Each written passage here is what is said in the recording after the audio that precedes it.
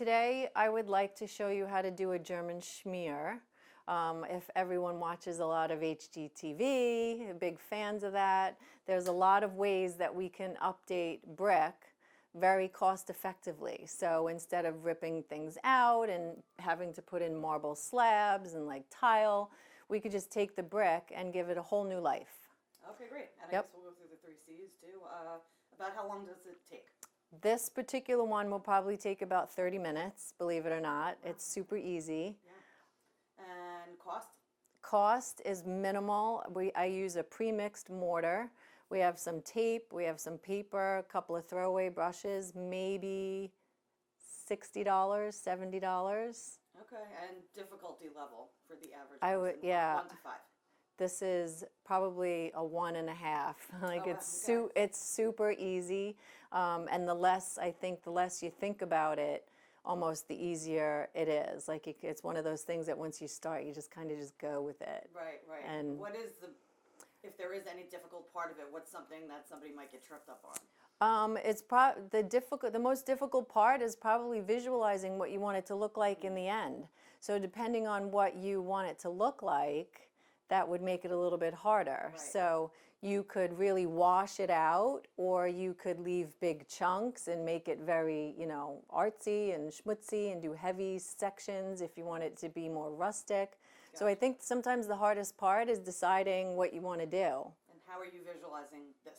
So this one, we're definitely going to keep it just more washed. We're not going to do anything too chunky. Like I had mentioned before, we were thinking about redoing the whole room.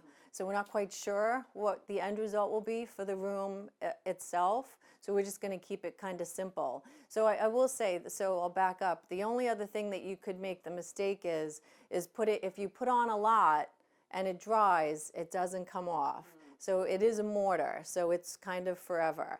So less is more maybe if you're not sure. So that might be like my one bit of advice. So if you're not sure, do less, and you could always add more later on. So that's kind of how we're going to approach this one. So we're going to keep it nice and uniform, a little bit less, and then if we decide that the room warrants more of a chunky look, then we'll come back and we could always add more.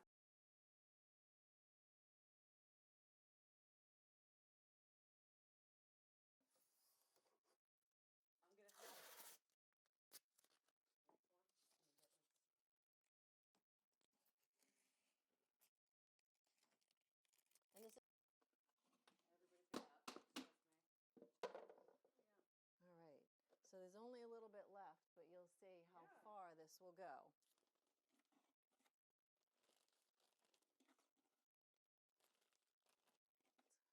Cut a little hole in the plastic, just enough to be able to squeeze it out. So I'm just going heavier in the corners. You see the gap, like these little gaps here, where gives you some open outline, and then I'll show you how we can just kind of spread it around. Okay. Can repaint it. Right. And then it's all very individual, just like art, right?